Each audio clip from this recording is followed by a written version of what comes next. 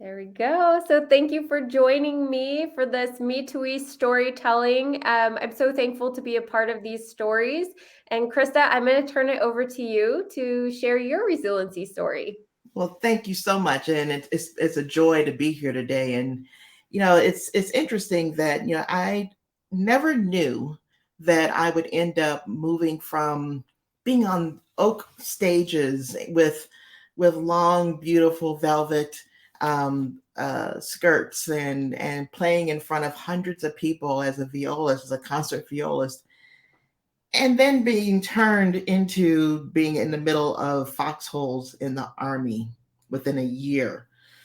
So at one point, I was a Juilliard, on the trajectory of attending Juilliard as a concert violist, hopeful violist. And just came home one afternoon, and my parents, who were at the time going through a pretty rough, breakup, determined that there just wasn't any more money left to send me back to school, which was the same year that I was going to actually audition for Juilliard. And I was heartbroken, devastated, because this was my life. I've been playing since I was 8 years old, and I had the perfect teacher, I had everything in place, and it was gone. And in a moment of, let's say, drama, I think my mother would probably say I'm pretty dramatic, but in a moment of drama, I was hearing in the background a song, a jingle they used to play on the TV all the time: Be all you can be in the Army. And so the next day, I signed up and I joined the Army because they had a GI Bill, and the GI Bill paid for college. I was like, those two work together, pay for college, I can get back to school. Juilliard, bam, we're back on track. So next thing you know, I'm at Fort Jackson, South Carolina. And so there are no oak stages. There are combat boots. There are no, beautiful gowns. You have fatigues and you look like everybody else. And for 8 weeks, we hit at probably every single terrible, awful parts of our personalities and our struggles and our endurances, and everything was tested, and everything was really stressed to the max in all areas, including physicality and emotion and everything that you would consider yourself to be as a human being gets completely obliterated in the Army basic training program. And in one of our sessions, we have 8 weeks, 8 weeks of literal hell. I mean, it's literally from 9 to 9 p.m. where you're running all the time, everywhere, and you're going all the time, everywhere. And at one point in our 6 week of training, we had to complete a night infiltration course, which is an opportunity for us to learn if we're able to function in a combat simulated situation. And so what it involved was all of us being brought into a room, one red light, a little bit of a map on the wall so we could see the trajectory or the route that we're supposed to take to avoid actually being blown up by bunkers filled with TNT, real live TNT. And we had to cross this course within a certain amount of time. And if we didn't cross that course in a certain amount of time, we would fail the course, which means we would potentially be recycled, is what they call in the Army. Which means you got to start all over. And so we started this exercise, and it's terrifying. It's just explosions are going off all around you. There are tracer rounds going over your head, so you don't stand up. And we're crawling underneath barbed wire, and it is terrifying. And we're going, and dirt's flying all over the place. And I looked to my right, and there was a young woman named Martha. Now Martha was our little problem child through the entire series, meaning if we were supposed to go flank left, she went flank right. If she was going to fall, she was the one that fell. And as the squad leader, I took all the punishment for anything she did wrong. She was, thank you, Martha, appreciate you. But she was frozen next to one of the bunkers. And I tell them, come on. And she wouldn't move. So I grabbed her by the collar, and we low crawled together, and we finished the course. We were last. We were dead last.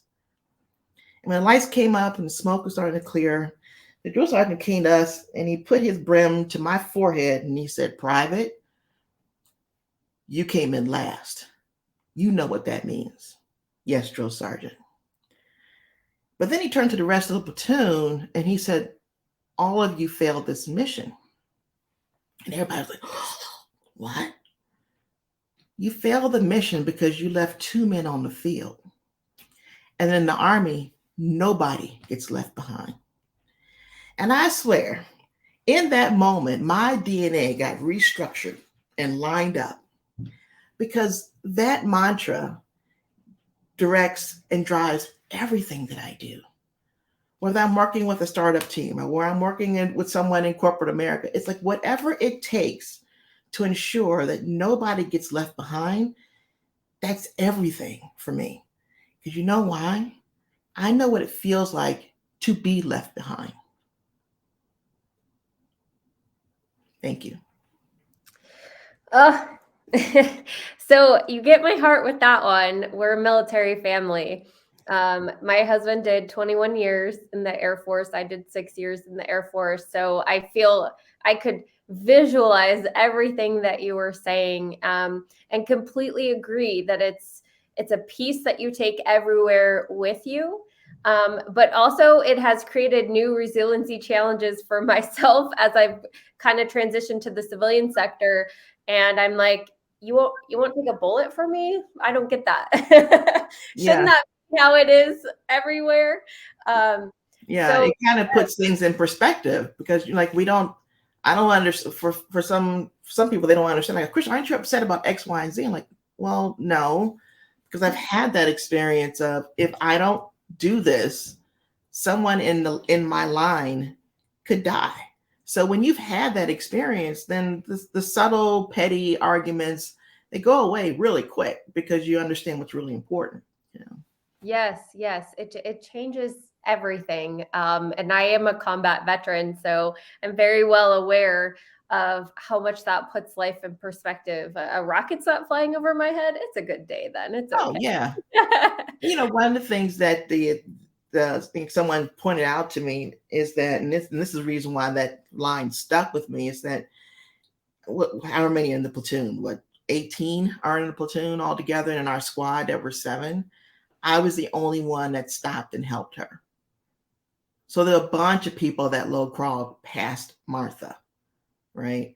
And so I'm like, okay, well, why didn't I? I could have put myself across that finish line early, but I couldn't. I just couldn't, Adrene. I couldn't. Mm-hmm. So I realized that's okay. That's why I do the crazy stuff I do with teams. Yes, I love that. I love that. And like I said, it resonates so well with me. I also work with the military community on a daily basis. I work for Hiring Our Heroes. And so my entire job is to help the military community with employment after military. So I'm in it. I'm still in the trenches. Yeah. I'm still carrying them with me because I just can't step away. So it's interesting. I did some work with some military folks here and getting them to pull that story out or own it, because we've been kind of beaten to our heads that no one stands out. You don't take any, you don't, boast about what you've done, what you've been. So it's really interesting if we compared notes around if you experience the same thing. Like, no, you need to own the fact that you drove that type of vehicle or, that type of thing. You survived what you did. Yeah. I'll give a shout out to the military spouses, because they have that same issue, really speaking up for themselves and owning everything they've worked hard for and that they deserve, because they have kind of lived in the shadow for so long, and held everything down, held the family down, and dealt with just some scary situations. So thank you.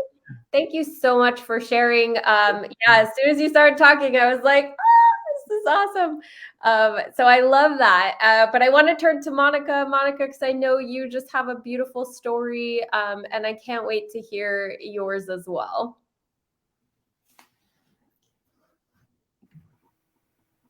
Sorry, I had you muted. Go ahead. Hi, yes, thank you. And thank you for your story. It's so beautiful, and a salute to both of you. And everyone in the military. I'm so moved listening to it. I want to share my story today of personal loss. So let me start from January 25th, 2022. Okay.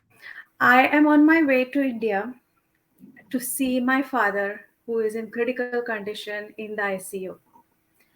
It's been a very heavy lifted 3 days since I came to know that his heart condition has become worse, and odds are just stacking up with dengue, COVID, and multi organ failure to match. So, we as a family have been trying to decide how exactly to deal with this stuff, and just odds keep stacking up. My cousin on the ground tells me, you know what, Monica? He's waiting for you. So I try to scramble over here in California, in Sacramento, trying to get my COVID test. And get what? Guess what? In the next hour, I get a COVID test. I get the result in 20 less than 24 hours on a Monday. On Monday, I tell my office colleagues, they say, you know what? Just pick up and go. I tell my professor in the live session at Stanford, and they are just so kind to me that it just keeps me going ahead and forward into that flight. So I've decided to take a flight on Wednesday morning just to allow time for COVID test and everything. And guess what happens? On Tuesday early morning, 2 o'clock, for no particular reason, I wake up. I look at the time thinking it's about 7 in the morning, and it's 2. Immediately, I look at the messages and I notice that his heart has been revived with shocks after having cardiac arrest. I figure, okay, this is probably a cue, a telepathic cue or something for me to see if I can get on the flight today, now. I try, go to the United app, everything else falls in place, and I'm on the flight at 6. I reach, there is an overnight halt in Delhi. I reach Chicago first through sunrise on Lake Tahoe. I see the Great Plains. I see the Utah Mountains. I know that's where you are. And I know I have begun to weep because sitting still and all I can do is weep. I look at the mountains and then I have a coffee and 2 biscoffs in my hand. And I'm like, you know what? This is how I'm going to probably see my father from this point on. So let me take it all in. Stop the weeping and start seeing. Start seeing my father again. So then I look at it with a different perspective and I see Tahoe and the Utah Mountains and the Snake River probably and the Mississippi probably, I don't know, 2 rivers, Great Plains and the Great Lake as I land in Chicago. And I go to Delhi as the next halt overnight. It's treacherous to wait that long. But I have flight attendants practicing their dance in front of me, of all things, and so many other things to keep me away from my thoughts and distress. Finally, I reach his bedside, and he is intubated, eyes closed. I massage his legs as we both like, and instantly he through his tubes and closed eyes, I see this, a start. I say, Baba, that's how I call him. Baba, I'm here. And I'm here. I love you very much. I came, I know you're waiting for me. And I also know it's time to go. I'm here to say goodbye. Everything is going to be all right. We love you very much. And I'm going to take care of mom. Don't you worry about anything. With every line, I saw him doing something like this, or even sometimes trying to speak. Except for the last one. The last one I said to him was that, you know what? Anyway, we will meet, right? If not now, then later is fine too. And I saw his face relax. About 5 seconds after that, the machine next to him started flashing and blaring and red lights. And I said, okay, this is probably the moment. And it finally, the nurse just turned down the alarm bell and told me it's time to go. COVID ward, remember? I go out. I'm fortunate enough to go back in 2 days. And finally, the third day, he was gone. 15 days passed after that, and I made a beautiful photo gallery. I had people, spending time with me to a point of literally overwhelming exhaustion. After that, I picked up and I said, you know what? If I want to honor my father's memory and my father from this point on, I got to wipe my tears and I got to do what he did best, which is work. He was a mechanical engineer and ran his own factory, a business, until last year, until he was 79. So if I have got to honor his memory, I got to pick up and start work. Because you know what? He got angry when people gave time off when someone died. So he would be angry with me now that I've taken 2 weeks out. And so I returned back on Feb 13th. And from 14th, I started resuming life, completely at work and immersing myself in Stanford. I got my mom here with me, so that's peaceful. We get to spend time together and just be. That's my story. I'm a little teary-eyed, I'm not gonna lie.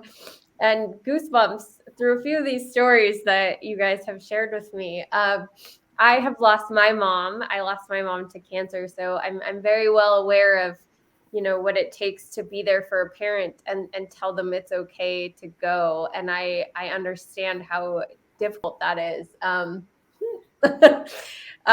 So just thank you for sharing and your strength. I know that takes so much courage when the world is going on around you and you're kind of in this own thing going on, right? And you feel like, how is everybody going on, and how is all this commotion and happiness and joy going on around me, and yet I'm feeling this so deeply. So I want to add a PS here.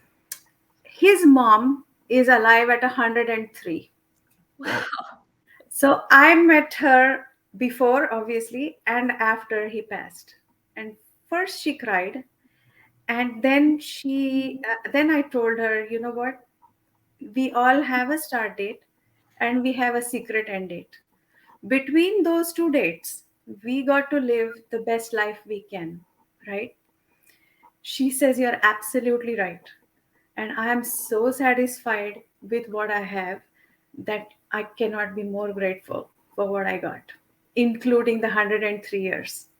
Wow. So, I love that. My husband's grandfather lives with us. He's 91. And I'm like, he's like, any day now. I said, no, I need at least another 10 years. But I'm in one of the Stanford courses I'm in. I don't know if you guys have taken Creating a Life of Consequence.